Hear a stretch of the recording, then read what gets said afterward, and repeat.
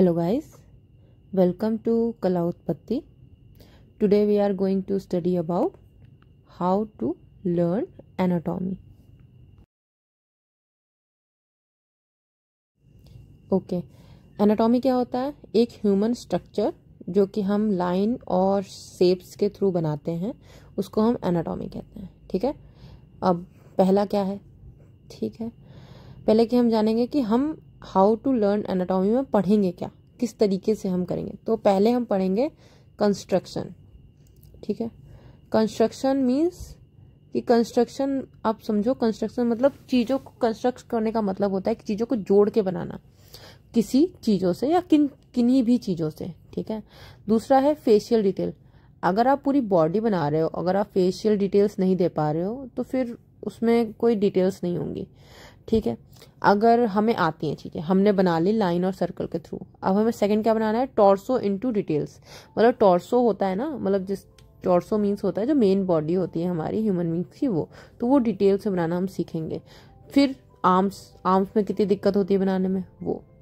ठीक है, a closer look at the leg. मतलब जैसे हम कोई फाइटिंग सीन बना रहे हैं, ठीक है, तो उसमें हमें लेग्स को दिखाना थोड़ा इंपॉर्टेंट होता है, तो हम लेग्स भी देखेंगे कि कैसे कैसे बनते हैं. लास्ट हम टोटल बॉडी, मतलब पहले तो हमने सिर्फ कंस्ट्रक्शन किया था, अब हम टोटल बॉडी बना के दिखेंगे. ठीक है, और फाइनल टिप्स, मतलब मैं आपको कुछ टिप्स दूंगी जिसमें आप इन सब चीज़ों को जल्दी बना सकेंगे. ठीक है, तो आज हम क्या देखेंगे? कंस्ट्रक्शन. सबसे पहले हम कंस्ट्रक्शन देखेंगे, फिर हम फेशियल डिटेल्स पे जाएंगे. ओके, अब स्टार्ट करते हैं.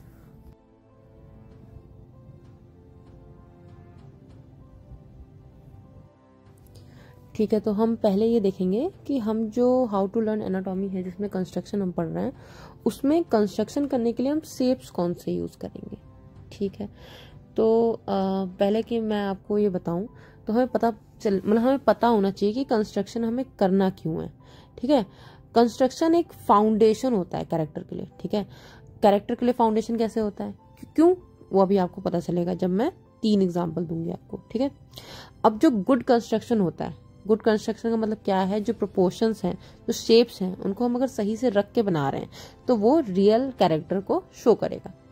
ठीक है, अभी मैं आपको कुछ कार्टून के थ्रू बताऊंगी नॉर्मल. ठीक है, उसके भी मैं एनाटॉमिक्स बताऊंगी बाद में, लेकिन पहला क्या एग्जाम्पल है, हमें स्टार्ट करना होगा 3D शेप्स के साथ. अब हम शेप्स कौन से यूज करेंगे? ठीक, ये हमारे लिए बहुत मायने रखते हैं. मैं बेसिकली 3 शेप्स यूज करती हूँ. ठीक, पहला क्या है? सर्कल या बॉल टाइप स्ट्रक्चर. ठीक है, अब ये मेरा पहला हुआ. ठीक है, सर्कल. इसको आप याद रखेंगे, अगर आप चाहें तो मेरी तरीके से भी कंस्ट्रक्ट कर सकते हैं, मैं इसीलिए आपको पढ़ा रही हूँ. ठीक है, आपको अगर दूसरा तरीका पसंद है तो उससे भी कर सकते हैं. ठीक है, बट आप मेन हमारा मोटिव ये है कि हमें एनाटॉमी सीखनी है. ठीक है, तो आपको मैं 3 टाइप के एनाटॉमी बनाना सिखाऊंगी इस चैप्टर में. ठीक है, अभी क्या है, अब इसमें क्या है? दूसरा है सिलेंडर. अब सिलेंडर ही क्यों, ये भी मैं आपको बताऊंगी कि सिलेंडर ही क्यों यूज करते हैं हम एनाटॉमी में, और हम सर्कल क्यों यूज कर रहे हैं. जब मैं आपको प्रॉपर बना के दिखाऊंगी कंस्ट्रक्ट करके इन तीनों से, तब आपको समझ में आएगा ये. ठीक, और तीसरा है क्यूब. ठीक, क्यूब हमारे लिए बहुत ज़्यादा इंपॉर्टेंट है, मतलब माइन्यूट डिटेल्स के लिए क्यूब सबसे ज़्यादा काम आता है. ठीक है, अब क्या है, मैं अपना ड्राइंग करते समय मैं लाइन का यूज़ करती हूँ. लाइन मीन्स मतलब जो लाइन में बनाऊंगी उसी लाइन के थ्रू मैं उन जो हमारे शेप्स है तीनों, उनको मैं कंस्ट्रक्ट करूंगी. ठीक है, तो मैं ये कह रही थी कि जैसे मैंने कंस्ट्रक्ट किया. ठीक है, अब मैं रैंडम लाइन आपको एक खींच के दिखाती हूँ ऊपर से नीचे की तरफ. ठीक, उसमें मैं ये शेप्स को, तीनों शेप्स को एक साथ एक्शन में क्रिएट करूंगी. ठीक है, तो वही मैं बताने वाली हूँ. Place the shapes on the action lines. ठीक, अब गेस्चर क्या होता है? गेस्चर होता है जो हमारी बॉडी मूव करती है ना किसी भी डायरेक्शन में, कभी इधर कभी उधर, ये जो मूवमेंट है. ठीक है, और मूवमेंट को अगर हम फ्रीज कर दें, पॉज कर दें, तो वो जो जिस स्टाइल में खड़ा होगा उसको हम कहते हैं गेस्चर ऑफ बॉडी. अगर वो टेढ़ा खड़ा है या ऊपर की तरफ हाथ करके खड़ा है या कोई डांस मूव कर रहा है, ठीक है, तो इसको कहते हैं हम गेस्चर ऑफ बॉडी. ठीक, तो अभी जैसे कि आप देख रहे हो कि मैंने इसमें सर्कल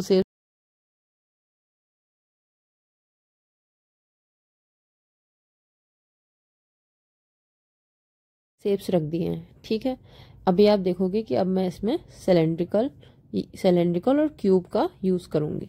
ठीक, अभी मैं ये सिर्फ आपको एग्जांपल दे रही हूँ, एनाटॉमी बनाना नहीं सिखा रही हूँ, ठीक, कि हम कैसे कैसे बना सकते हैं। आपको ये 3 शेप बहुत अच्छे से रट लेने हैं, आपसे किसी भी प्रकार की एनाटॉमी बन जाएगी। हमारा तीसरा स्टेप होगा इसमें, create characters with these shapes. Okay, क्यों, why we use these shapes. Okay, अब हम देखेंगे नेक्स्ट एग्जाम्पल में, तो आपको ये बहुत अच्छे से समझ में आएगा कि हम इन्हीं शेप्स को क्यों यूज कर रहे हैं। क्यों नहीं हम क्यूबाइड यूज कर लेते हैं और भी शेप्स हैं 3D के, तो उनको यूज कर लेते हैं। ठीक, अब हम देखेंगे तीसरा टॉपिक। पहले आप एक बार ये देख लो, फिर मैं आगे और आपको एग्जांपल्स देती हूँ, तो आपको अच्छे से समझ में आएगा। हम देखेंगे जो हमने 3 शेप्स सीखे हैं उनको यूज क्यों करते हैं। और पहली बात ये है कि अगर आप इन शेप्स को यूज करेंगे फ्यूचर में, तो सबसे बड़ा फायदा ये है कि जैसे कि बहुत सारे डिफिकल्ट पोजेज होते हैं, जैसे कि हम कोई मूवी का एक कोई पेज मतलब है पोज है, तो हम उसको बनाने का कोशिश कर रहे हैं, या फिर कोई एक सिचुएशन है जिसे हम क्रिएट करना चाहते हैं, तो फर्स्टली हम इन शेप को यूज करके उस एक डेफिनेट पोज को बनाने का ट्राई कर सकते हैं। क्योंकि हम जो इमेजिन करते हैं और जो हम बनाना चाहते हैं उसमें बहुत अंतर होता है। ठीक है, और उस अंतर को हटाने के लिए हमें बेसिक जानने बहुत ज़रूरी होते हैं। क्योंकि आप जैसा सोच रहे हो कि एक इंसान है, उससे बात कर रहा है, गुस्से में बात कर रहा है, तो बॉडी लैंग्वेज बहुत कुछ कहती है। ठीक है, और बॉडी लैंग्वेज बताने के लिए अगर आप किसी सीन में या कॉमिक बुक भी बनाते हैं आप, तो उसमें बॉडी बहुत डिपेंड करती है, तो आप इससे बहुत ईजिली बना सकते हैं। ठीक है, आपको गेस्चर सीखना ज़रूरी है, एनाटॉमी सीखना बहुत ज़रूरी है। ठीक है, तो अभी आप देख रहे हैं कि मैंने शेप्स वही यूज़ किए हैं और मैं आपको एक ह्यूमन फिगर बना के दिखा रही हूँ। अब ये एनाटॉमी हमारी डॉल हो गई। ठीक, मेरे पास एक ऐसी डॉल भी है, वो मैं वीडियो के लास्ट तक आपको दिखाऊंगी, तो उसके लिए आप वेट करिए। पहले आप सीखिए कि ये क्या है। अब मैं इसमें आपको शेडो लाइन भी दिखाती हूँ कि बाई चांस अगर इसका एक तरफ से लाइट पड़ रही है और एक टाइप से डार्क है, तो इसमें डार्क कैसे बनेगा। आपको लग रहा होगा कि ऐसा है कि अगर ये लाइंस हैं तो मुझे इसमें समझ में ही नहीं आएगा ये कैसे खड़ा है कैसे नहीं खड़ा है। क्यों नहीं पता चलेगा, जो हम ये लाइन खींच रहे हैं, ये बीच में जो प्लस साइड का, उसी से हमें पता चलता है कि सामने है, पीछे है, मुड़ा है, किस तरीके से है। ये चीज़ें आइडेंटिफाई कराती हैं कि हम जो बनाना चाहते हैं वो किस प्रकार से बनाना चाहते हैं। फ्यूचर में जब मैं कॉमिक बुक क्रिएट करूँगी या फिर मैं कोई कॉमिक बुक का एक रिव्यू दूंगी, तो आपको ये चीज़ ज़्यादा समझ में आएगी कि ये जो एक्सप्रेशन बनाए क्यों है, ये बॉडी लैंग्वेज ऐसी ही क्यों बनाई गई है। ठीक है, तो अब मैं आपको शेडो दिखाती हूँ कि शेडो किस तरीके से, अगर इस पर लाइट पड़ रही होती राइट साइड से, तो शेडो कैसे बनती। आपको इस शेडो से और भी चीज़ें क्लियर होंगी। देखिए, आपको शेडो कॉन्सेप्ट तो मैं बहुत टाइम से पढ़ाते हुए आ रही हूँ। ठीक है, तो आपको शेडो में तो मुझे लगता है कि मुझे ये बताने की ज़रूरत नहीं कि शेडो कहाँ पड़ रही है। ठीक, अगर आपको लगता है कि आपको शेडो नहीं आती है या आप न्यू हैं मेरे चैनल पे, तो आप ऐसा कर सकते हैं कि आप मेरी पुरानी वीडियोस एक बार शेडिंग के ऊपर देख लें, और वो एक तरीके से पूरा बैच बन रहा है, तो उस पर आप पूरी वीडियोस आप देखिएगा, क्योंकि अब इस पर और भी वीडियोस आने वाली हैं शेडिंग के ऊपर, तो वो आपके लिए बेनिफिशियल रहेगा। ओके, तो अभी आप देख रहे हैं कि मैंने इसमें शेडो बना दिए धीरे धीरे करके। अब देखिए, नीचे के साइड में मैं बना रही हूँ। ठीक, आपको ये ध्यान रखना है कि अगर कोई किसी चीज़ पे लाइट पड़ रही है, तो उसकी शेडो एक तो सरफेस से बनेगी और एक बनेगी जिस सरफेस से वो रिफ्लेक्ट हो रही है। ठीक है, अभी हम नॉर्मल लाइट और शेडो को दिखा रहे हैं, अभी आपको वो कॉन्सेप्ट नहीं समझाने जा रही हूँ, मैं ऑलरेडी समझा चुकी हूँ। ठीक है, अभी हम एनाटॉमी पढ़ रहे हैं, तो एनाटॉमी के ऊपर फोकस करते हैं। ठीक है, अब ये मैंने बनाया।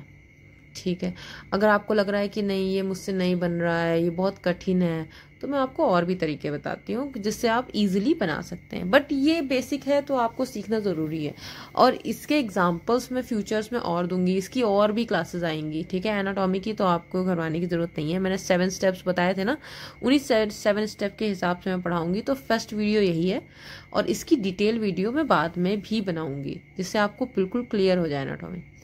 अब देखिए, मैं आपको लाइन एनाटॉमी बता रही हूँ कि लाइनिंग में कैसे बनाते हैं गेस्चर ड्राइंग।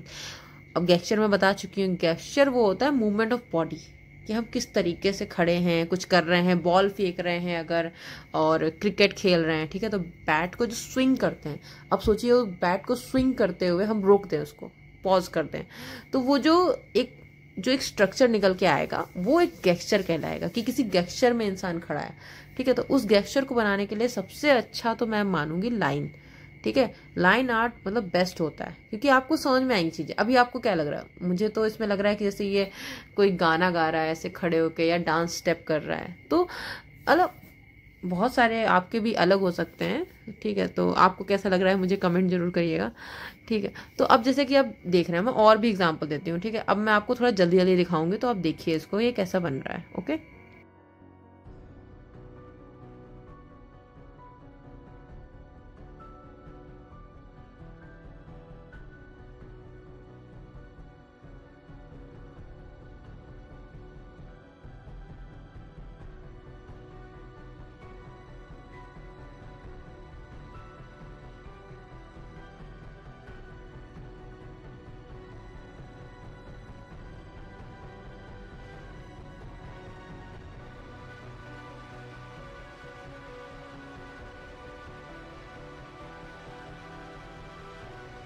जैसा कि आपने ये 6 एग्जाम्पल देखे, अब मैं आपको कुछ और एग्जाम्पल्स दिखाती हूँ।